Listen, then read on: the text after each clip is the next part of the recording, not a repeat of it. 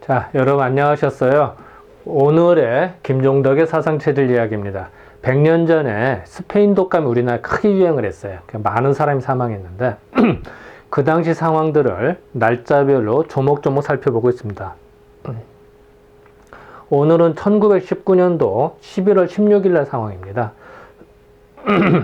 이 당시에 상해와 일본에서 다시 스페인 독감이 재발이 됐습니다. 근데 희한하게도요, 1918년도에 전 세계로 유행을 하고요. 했는데, 그 다음에 이상하게 일본이나 중국은 다시 막 재발이 되는데, 우리는 약간 재발하다가 많이 좀 사그러듭니다. 왜 그런지 모르겠습니다. 어쨌든 이 당시 기록상으로는 그렇습니다. 어쨌든 그래서 그 기록을 볼 수가 있는데요. 이 당시 중국과 중국에 있는 상해와 일본에서는 다시 재발됐다. 뭐 이런 내용입니다. 일단 경과를 보면요. 1919년도 들어와서도 봄에도 1, 2월에도 그래요. 보면은 일본 대판이나 뭐 동경 이런 데는 다시 나타나거든요. 여기도 일본 276명이 몰살한 것도 일본의 이 경우고요. 그래서 우리나라는 인천이나 뭐 순천, 강릉도 나타나다가 잠깐 들어갑니다. 그리고 일본은 더 나타나요. 뭐 이제 호주도 좀 나타나고요. 그렇다가 이제 중국 상황, 그러다가 요건 이제 일본에서 또 걸리고, 그러니까 우리나라에는 별로 기사에 안 나옵니다. 그랬다가 7월 달에 잠깐 함경도에서 13명이 사망했는 기사가 나오고요. 그런 다음에 그 다음에 이제 중국 상해에서 이제 만연됐다라는 얘기가 계속 나옵니다. 이런 기사들이. 중국하고, 그 일본하고, 덕청과도 일본이니까 일본의 귀족도 부인이 감염되더라. 뭐 이런 말이 나. 물론 이제 중국에 가서 걸립니다. 여기에. 그런 얘기입니다. 뭐 어쨌든, 뭐 또 그랬다가 또 일본으로 갔을 테니까 또 일본도 많이 번졌겠죠. 어쨌든 이제 이런저런 이유로 이제 해외 상황들이 계속 나오거든요. 그러다 나중에 우리나라도 나오긴 나오는데 순서가 중국과 일본이 먼저 나타나고 그 다음에 우리나라도 나타나는 양상을 보이고 있습니다. 자, 11월 16일 날 상황을 보겠습니다. 맹렬한 점점점 상해의 악감. 얼마나 맹렬하면 그냥 그 점점점을 넣었을까요? 맹렬하고 또 맹렬한 뭐 이런 뜻이겠죠. 어쨌든 그래서 상해, 중국 상해의 악감, 악성, 지독한 놈의 감기더라. 더욱 퍼지기 시작하였다. 그러니까 처음에 이제 상해에서 나타났던 기사가 있었는데 그것이 이제 더 번진 거예요. 이제 그런 내용입니다. 맹렬한 상해의 악감, 상해의 그 나쁜 감기 더욱 퍼지기 시작하였다. 호열자는 콜레라입니다. 이 당시에 이제 콜레라가 중국이나 우리나라, 뭐 일본에도 많이 쫙 번져 이 당시에. 그래서 그 콜레라도 많은 사람이 사망합니다. 근데 이제 그 기사는 다 뺐어요, 사실은.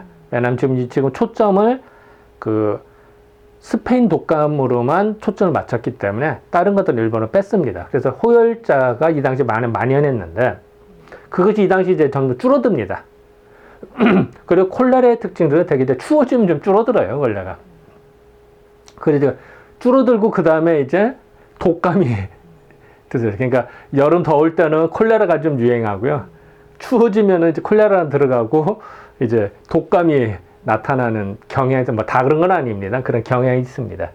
그래서 호열자가 이제 거의 콜레라가 종식되자마자 이제는 다시 두려운 독감이 또 우리를 음습한다. 뭐 계절적으로 이제 그런 때예요. 이제 그러던 차에 또 실질적으로는 환자들이 막 계속 나타나고 있으니까 이런 기사가 나오고 있습니다. 아까도 말했던 이제 중국 상해입니다. 이 상해 이 당시만 해도 대도시거든요. 국제무역항입니다. 지금도 대단합니다만 예전에도 뭐 대단한 겁니다. 그래서 이제 남경, 중국의 큰 도시죠. 남경이라든지 항주, 뭐 이런 것이 바로 배후 도시로 있었기 때문에 또 중국에서는 여기가 뭐 대단히, 그러니까 왕래도 많고 인구가 많이 밀집됐다는 얘기는 거꾸로 말하면은 전염병도 잘 번질 수가 있다. 그래서 상해 얘기가 빠지지 않고 나옵니다. 상해 상황을 좀 살펴보겠습니다. 이제 1918년도 그 전의 상황입니다. 손문이 여기서 감염이 됩니다. 그리고 손문이 여기서 걸리고 나서요. 몇 달 뒤에 백범균구가 또 여길 갑니다. 그래서 백본기근도 또 스페인도 또 걸려요. 그러니까 이 손문하고 중국의 국부시죠. 손문하고 백본기근은 스페인 독감 그 동창 관계입니다. 상해에서 걸린 우스갯소리입니다. 그리고 이제 그 다음 1919년도 상황입니다. 10월 9일 날 서바나강 스페인 독감이 재발됐다. 상해에서. 또 상해에서 발생됐다. 작년보다 더 심하다. 격렬하게 유행하다. 이런 기사들이 계속 나옵니다. 이런 거는 상해에 초미의 관심사를 갖다는 얘기죠. 왜냐면 여기가 왕래도 많고 그러니까 조심하자 뭐 이런 게 이제 기사가 나오는 겁니다. 연터로 나옵니다. 그 얘기입니다. 상해는 벌써 매우 격렬하게 유행한다고 전보가 이제 소식이 왔으며 또 이제 일본 소식입니다. 일본에도 군마현이 있습니다. 좀 이따 이제 지도를 보여줄 텐데요. 군마현에는 지난달부터 환자 수백 명이 나왔고 내였고 점차 만연될 모임이다. 그런 모양이다.